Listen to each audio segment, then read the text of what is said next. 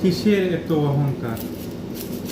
আজ মরিলে কাল আপনাকে কেউ দেখবে না, কবরে মাটি দেওয়ার সময় আপনি কাউরে পাইবেন। অহংকার বেশি ভালো নয়।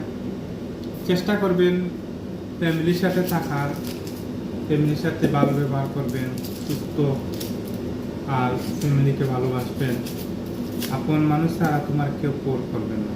এক নম্বর হচ্ছে আপন মানুষ তোমার থাকতে হবে। আপনি যদি সবার বড় হয়ে থাকেন তাতে বোঝা হতে হবে, ফ্যামিলি চালাতে হবে, এবং মা বোনকে দেখতে হবে, ভাই বোনকে দেখতে হবে, ওরা কি লাগবে না লাগবে। আপনারা এটা বড় ভাই হইলে জানে কতটুকু কষ্ট। আপনারা বাবা থাকলে বাবাকে ভালোবাসবেন।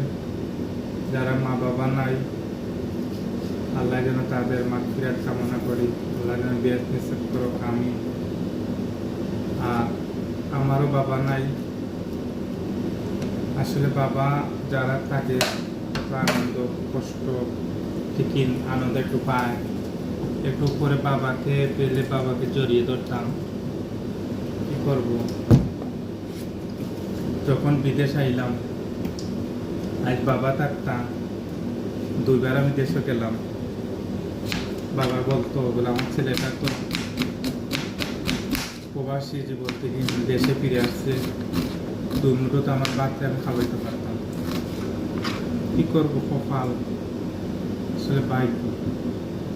আমার আসলে ভাগ্য নেই। আমার টাকা আয় দিয়ে আমি আজ আল্লাহ দিলে অনেক ভালো আছি, টাকা পয়সা রুজি করতেছি।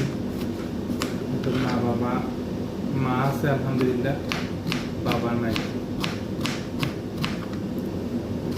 আপনারা মা বাবা যদি ভালো আছে থাকে, যদি আপনার মা বাবাকে বেশি ভালোবাসবেন, মাকে ভালোবাসবেন, আর ফ্যামিলিকে সময় দিবেন। চেষ্টা করবেন আপনার ফ্যামিলিকে সময় দেওয়ার।